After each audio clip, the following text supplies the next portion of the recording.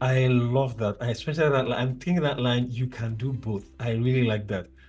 Uncle Sam, I'll put you on the hot seat next. Same question though. I mean, if you could go back and change one thing about how you approach marriage and family life, what would it be? I would listen more. I would start marriage by listening more to my Mm. wife. Yes. And I would approach marriage with more humility. Mm. Your qualifications, the money you make, all those things are they're just ego things, you know. In marriage, you've got to, let all those things down and appreciate that the other person is contributing just as much as you are, but in another way, you know. And I would listen more to my wife and know early that, we're from different backgrounds, but she's not stupid at all, you know. Just because she's a woman does not mean she's stupid. And in Africa, for example, especially, where our parents, our mothers listen to everything our fathers said. This generation is totally different. They are educated, they're exposed, they've traveled, they have, I give you an example. Our daughter left home at 16, and today the influence is what she lives on, what her best memories at the times she had at home, and she wants to draw back on that. She says, look, I came from a very good home. My husband is a good man, but I'm happy I came from a good home, and that's her reference point, So I would approach marriage with more humility early, and appreciate my wife early, understanding that what she brings to the table is different from what I'm bringing to the table, but that's why it's a partnership. Yes. Otherwise, there's no point in going to a partnership if you have everything. Okay. Uncle Fubara, you want to throw yours into the pot too? No, it's quite similar. There are two things that occurred roughly in the 5 to 10 year portion of our marriage. One was in terms of expressing love. And what I mean by that, some of you may be familiar with this thing about the 5 love languages. And so it was somewhere around the 5-year mark. In the interest of time, I won't go through the whole detail of the episode, but my wife listens to this, she'll crack up. There was a Christmas where she had mentioned something that was bothering her. And so I did a practical thing to address that. And the disappointment, because her love languages was gifts. And but different people receive love differently. And so, if I were to start my marriage again, knowing from the beginning what her love language is, would have helped with some of our issues. The second thing, and again, this may be around personalities, I'm analytical. So when my wife comes back home and she's complaining about certain things, so I'm analyzing it and trying to help her fix it. That was part of what was happening within the first 10 years of our marriage.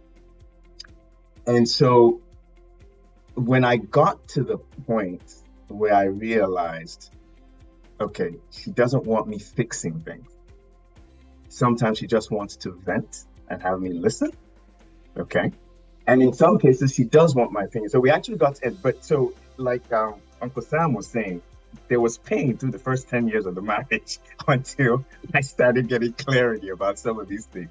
So we got to the point where, okay, honey, you just want me to listen, or do you want us to try and figure out how to deal with this? And that just reduced stress in our lives. So those are the two things, if I got married, or, if I was starting over again, trying to get those two things addressed early on. So this is a personal question. If I'm not sure if I'm going to leave this in the edit, I just want to know for myself. This love language, right? Do you find that it changes as the years go by? As in first 10 years, maybe the love language is gift. The next 10 years is acts of service. And the next 10 years is words of this and words of I mean, I was like, okay, this is it. And I was kind of shocked that after a while, the same effort is not yielding similar results. I'm like, what's going on? And she's like, no, that doesn't work for me anymore. I'm like, I wish you had told me, I wish you had given me. I said, well, you should have figured it out. I said, but that's the thing. I said, maybe this is going back to communication on her part or my part. But in your own experience, since you bring up love language, I just had to. So for me personally, I can tell you my wife's primary love language is gifts. It still is important to her. What I have noticed though, and I stress the word primary because, and I think I've forgotten whether it was Uncle Gennard or Uncle Sam that said this in terms of getting to know each other better.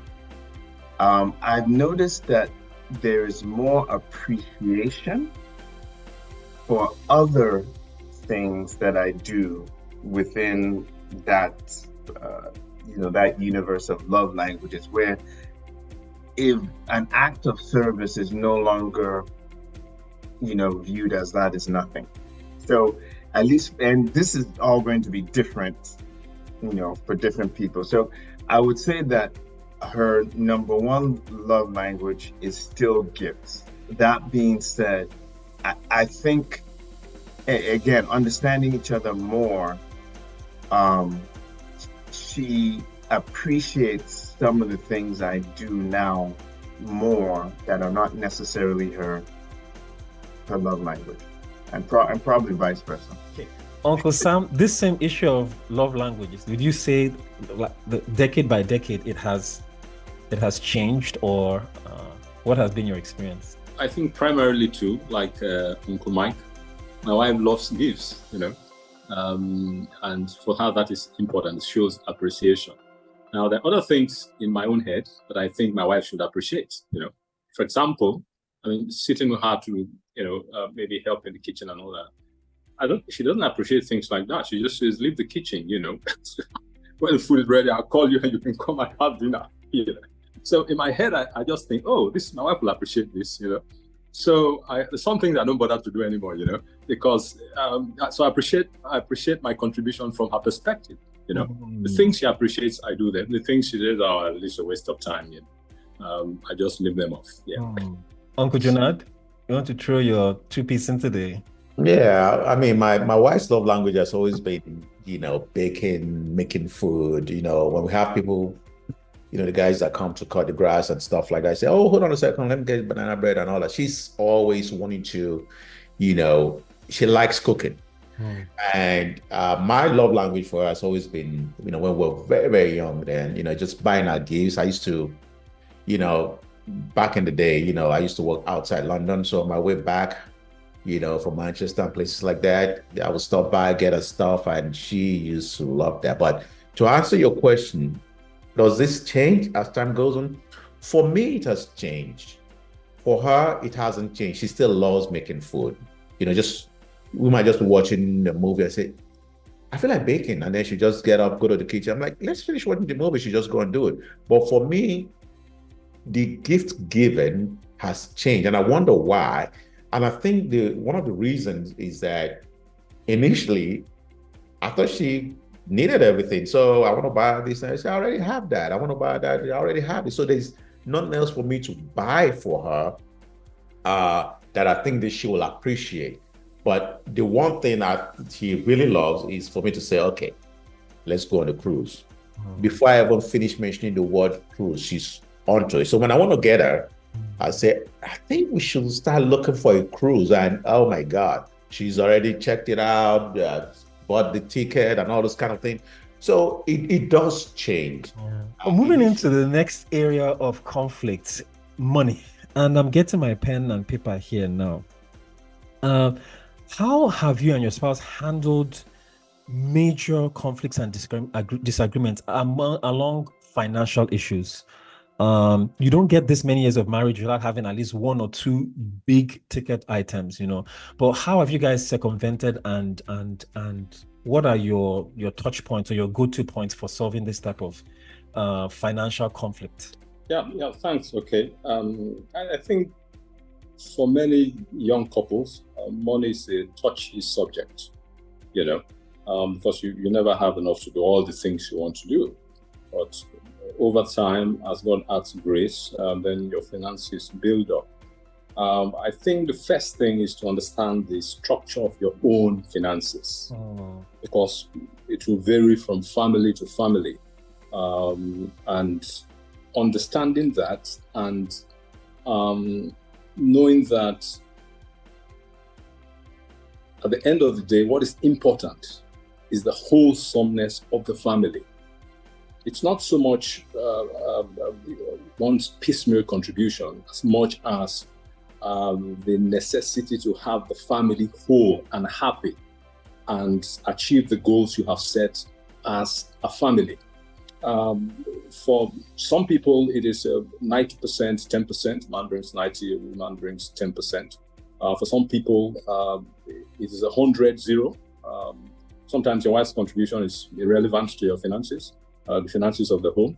For some people, it's a 50-50 business, especially for when you have two working class people whose earnings are important, you know. Luckily for us, at the time our children had left, by the time our children had finished from the primary school, as we call it here, the first 5 years, I had gone into business, you know, and my approach to life has been the instruction which God gives to husbands, especially in Ephesians 5, verse 25. They say, "Love your wife as Christ loved the church," and that implies sacrifice from the word go. So if one understands the structure of your own family and the fact that it is the happiness of the family, the necessity to achieve your goals, that is the overriding objective of your finances. The money itself is not the issue. It is what money does for you. And if both of you work, both the husband and the wife work towards that end of understanding that is what your finances do for you, regardless of whether it is 100-10, 90-10, or 100-0, 90-10, 70-30, 60-40, 50-50, you know. It is what the money does, what it brings, the joy it brings to the table, you know. You can bring 100% of the money, and at the end, your children say, well, this is the bad home. You know, there's friction, there is, you know, all sorts of things. So in our case, what we did was we wrote our goal, you know, some goals we wanted to achieve for our children. And we decided to look at it as both our responsibilities in the context of who earns more brings more to the table. So if there are times where I need to bring 100%, I bring 100%. There are times my wife needs to bring something, she brings something. For example, I can pay the fees, but I know I cannot shop for girls. I've attempted to do that, and I was attending meetings in London at the time or somewhere, and I went to shop for the girls, and my wife said, no, my children can't wear these clothes. They were from very expensive shops, and all. She said, no, it's not trendy, it's not what they wear now, you know, it's from the Victorian age or something, you know. So you appreciate what the other partner brings, you know. So it's not the physical money that is the subject. That should not be the subject. If you're going to have a wife, be prepared for life of sacrifice. And if you're going to have more children, you're going to have children, be prepared for life of more sacrifice. And understanding the fact that it is the wholesomeness. I don't want to overflog the point, but the family that is at stake, you know. And when you have made all these sacrifices and you paid their fees, you bought the house and bought the cars and done all these things, taking them on expensive holidays, you know, what do the children remember? Now our children, and one is 25, 29, and oldest daughter who's married is 33. What they write to me about is, Dad, we appreciate how you've looked after our mother. You know, that's what they say. Wow. They don't. Well, one of them said the other day, Dad, I'm grateful you did this for us. We have left university without a debt. But what they refer to most of the time is the home. They've come back. They've left. And that helps me remember that if the home is good, when they've gone to started their own nests, they want to come back.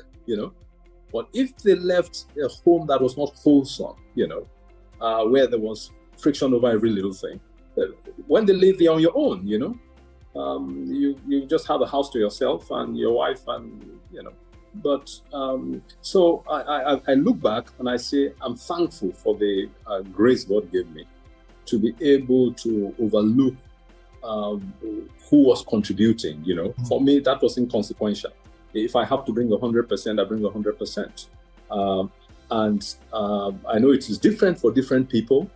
Different families have different structures, but I think understanding that as the wholesomeness of the family that is important helps to goes a long way. That's so deep. As in, I'm just thinking about that letter that they wrote to you saying, "I'm happy for how you took care of mom." There was a quote I saw a very long time ago. At the time, my parents were having issues at the time, and the quote was, "The best thing a man can do for his children is love their mother." And that just, when you said this night, that took me way back to that, as in that it's the best thing a man can do for his children is love their mother. It's like, oh wow. So maybe that's my subconscious thing. And then this thing about money that it doesn't matter, as in I've heard that a lot of times fights about money, it's not really that money that is the issue. Pause. I'm recording something. Can you go downstairs? Don't let me switch to Nigerian voice for me, please. No, you can't. You're going to interrupt me. You are going to interrupt me. This is going to pick up. Thank you. All right. 3. It's the job of being a father. So before you start recording again, Stanley, if I had control, I would leave this in the broadcast. Wahala. So ISIS will come and attack. Oh, not ISIS. What's that? Social services. But you might have something there. Maybe I should leave it in there. As in, since it's Father's Day, let me show that there are different faces. oh boy, you gave him the firm side, and then you gave him a soft side at the end with the thank you. So it's up to you what you want to do. But this is the reality of what we deal with as fathers. So if it's about the money, that becomes a cause of conflict. But it's like if the wholeness of the family, then it's a different thing. But I'm getting ahead of myself. Uncle Fubara, what's your take on that? I have to also say, Uncle Sam, I think you're right. The issue isn't about the money, and I think you were saying the same thing, Stanley, there. And this is another thing of, things beneath the surface. I think the issues with finance are really around the communication. Okay? It's not the money itself. So there does need to be a transparency and an alignment, I think, between you and the wife. At least this is what has worked for my wife and I. I'll put it that way. And different people are different in terms of the way they want to structure things. I think maybe 3 things that I'll mention. We made sure we were clear about what we were doing from a tithing perspective, no matter what was going on. We were on the same page with that. We had, early on in our marriage, we had to have some discussions around budgeting. Okay. And I think this may be the case in most relationships where somebody's stronger than the other in different facets. And in our family, I'm the person that's stronger. So we were able to have some conversations to clarify the need for a budget. And then the other thing that we aligned on, and again, different people do this differently. All of our money within the family was in one pot, even though we both earned separately. Okay. This is just us. You got to figure out what works for you. Okay.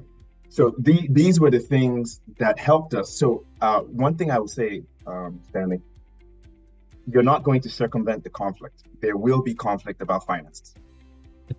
The thing is, if there's some structure or understanding, there's now a way to work through them. Okay. So if and again, it's a lot of times it's not about the money, it's about other things. But if there's clarity around the structure of how both of you want to do it, and coming from our backgrounds, we know what extended family can do in this arena. So if the two of you are one about how you want to handle these things, and then treat the other folks as outsiders for that point, including your own parents, I mean, then you have a better shot at navigating the issues that will come up concerning money or finances. So I'll leave it at that. Uncle Jonad, you want to put in? Yeah. The guys have actually brought up very good points that I totally agree with. The most important thing, and I like what Uncle Sam said, is not the money. It's the wholesomeness. So what brings friction is not the number, like we're talking about X amount of $1,000 or whatever. It's the purpose.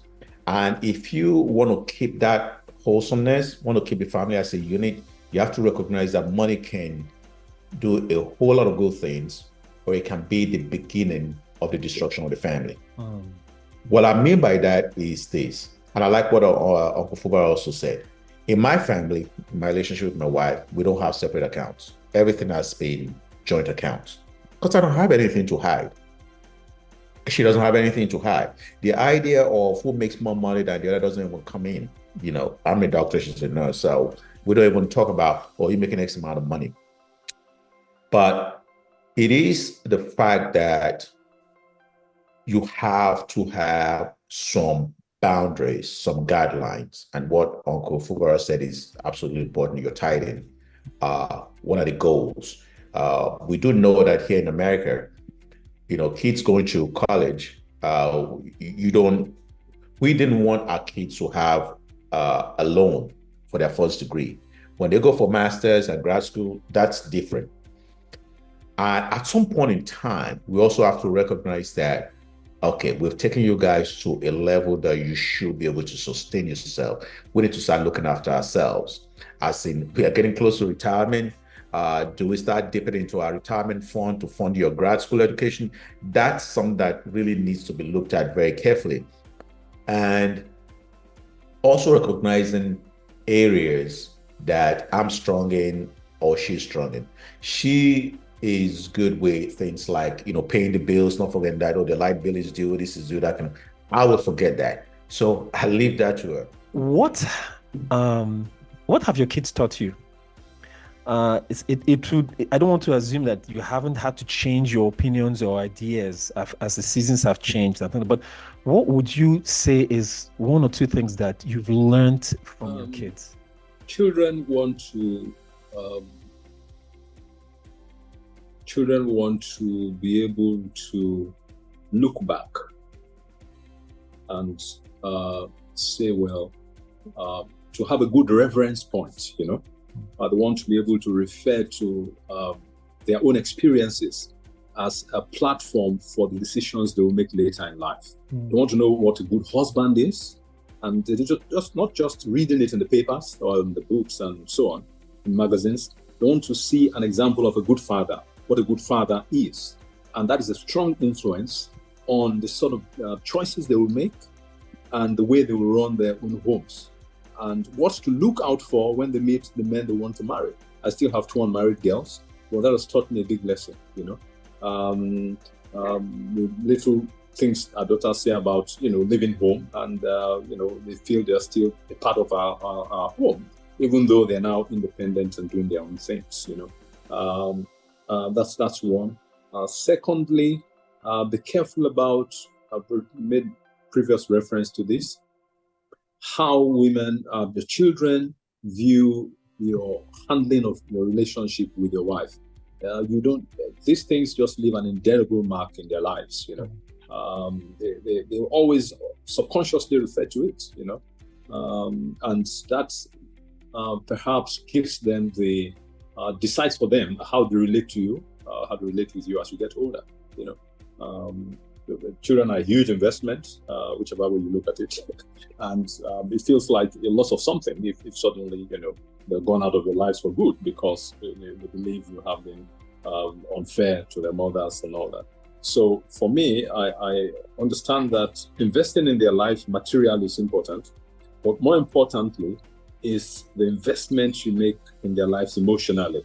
That's something I've come to appreciate more as they've gotten older. Uncle Janad, yes, parenting is it's tough. There's no manual. When these kids came out, they didn't come with a manual. So, but it does get better after the first one.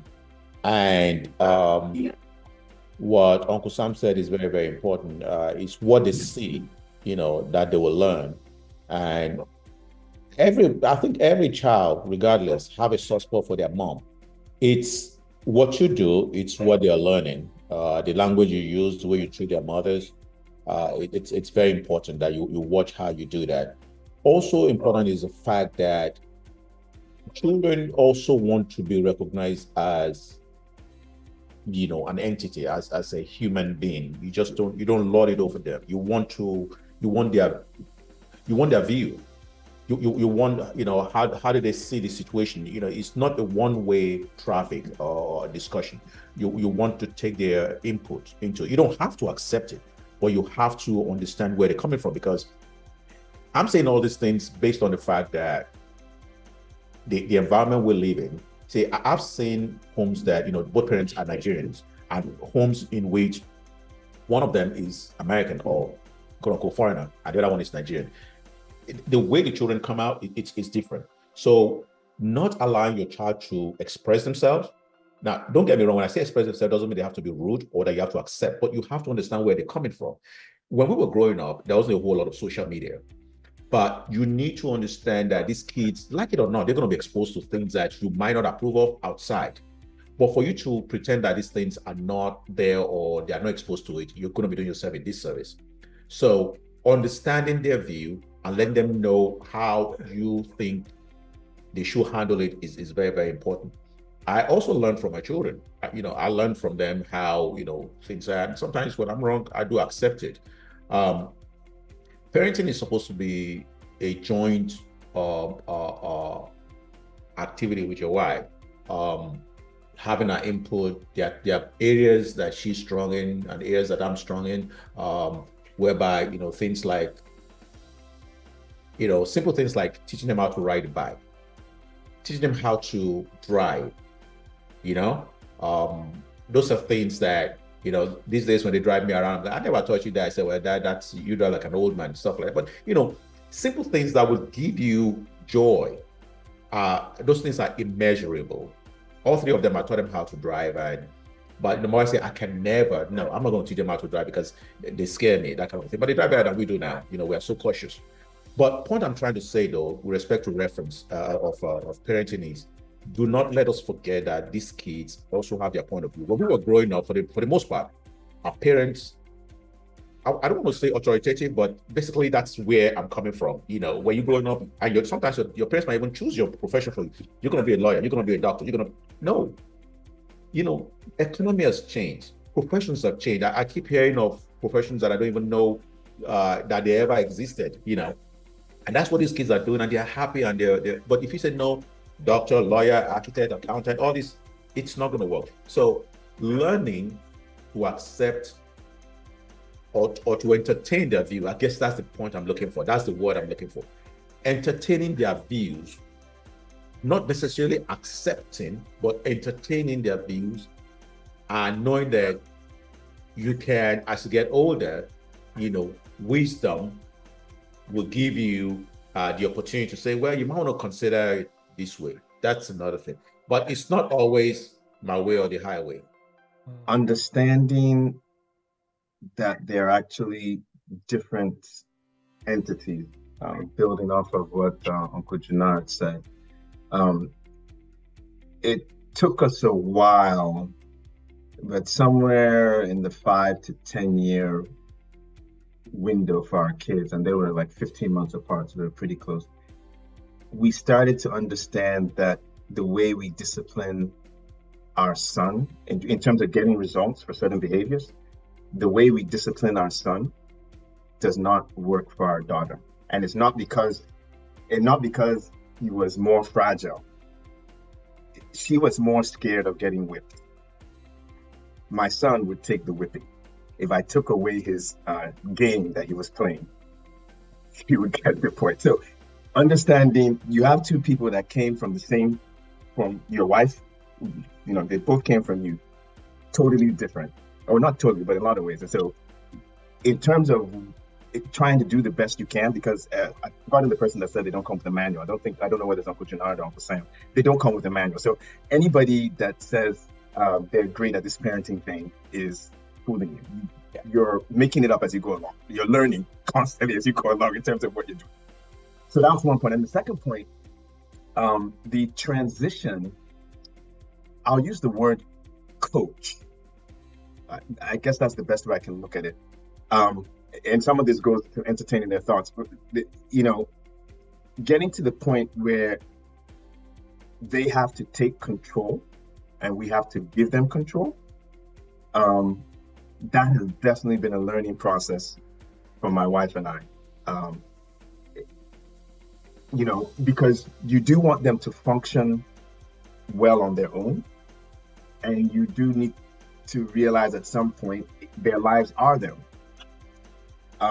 And so being able to take a step back, even though we may not agree with certain things, it's been tough. I think we're in a better spot now, but really the teenage into early 20 years, having to make that transition was not easy. So those are probably the two things about parenting that I would mention. I was going to ask a follow-up question, but I'm kind of teasing that out from your responses. And actually, Uncle Jonah, you said something to me earlier on when I said, "Hey, I'm looking forward to being an empty nester." You're in our conversation. You said that it's overrated. Was it difficult letting the kids go? Was it difficult? We got to a point that we realized they've got to go. As in, not that we wanted them to go, but it's inevitable that they had to leave. And for me, it wasn't easy because, having them around the house being a little bit, I don't want to use the word rowdy, Thanksgiving, Christmas, all those kind of things. We miss that, they're not in the state anymore. They're in different states. And sometimes you find yourself begging them, sometimes even paying for their airfare just to come for Thanksgiving. You say, "Oh, but I don't have much, don't worry, I'll buy that ticket." But the point I'm saying about being overrated is that it's when they leave and it's just you and your wife, that you realize that, man, I really want them around. You've been to my house before, 3 levels. Nobody goes to the basement anymore. Their bedrooms are empty. It's just me and my wife, just we go to the kitchen, the bedroom, the living room, and that's it. And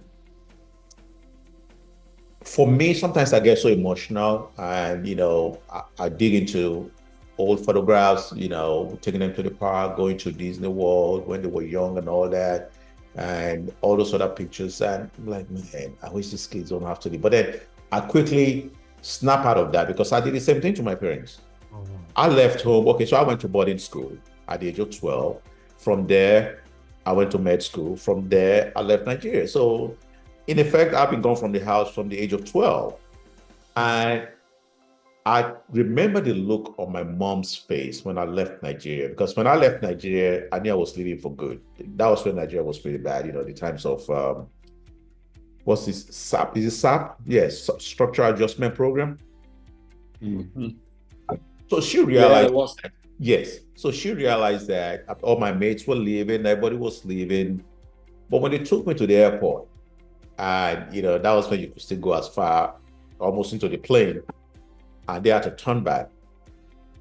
I was so excited I was leaving, but I looked at her face, and she tried to hold back the tears so she was letting me go because she knew that I was going on to better things, but she wished that I didn't have to leave. So that's what I'm saying, that this whole idea of emptiness, you can do everything you want, yeah. But I'm telling you, when you go back and look at pictures of when those kids were young, I remember I come back from work and I'm so tired. They want to get on my back and do horse ride and all those kind of things. And, we would take pictures and all those things. When I'm feeling a little bit funky, I go back and pick up all those photographs and I look at them. So this idea of emptiness is okay, but it's not, because Christmas time in the US here, it's just you and your wife. But when they tell you they come in, oh my God, she will cook and get this ready, get that ready, just to have that feeling. So that's what I meant by is overrated. They got to go, they got to build their own lives and do all those things. But sometimes you wish they were around. And, pictures are a good way of reminding yourself that, we had a good time. We had a good time. So, yeah. So what this is telling me is that I need to appreciate the Oh time my God. that they're here. Yes, Stanley, every day, Yeah. take pictures, hug them, because when they leave, you're gonna feel it. You're gonna feel it, because it's overrated. You have a big house. Yeah, I mean, you're in New Jersey. It's not like I just go down the street and mix with your friends, that kind of a thing. It's just gonna be you and your wife. And then after a while, she wants to watch this program, you want to watch sports, she wants to do this. It's like, this is it. So no, those kids, please hug them. Even the ones that are interrupting my recording every Please, you will enjoy it. Take it from me. Yes. Parenting and kids, to how these kids came about sex. And I saved the I don't know if this is the best question for last, but the last question for last.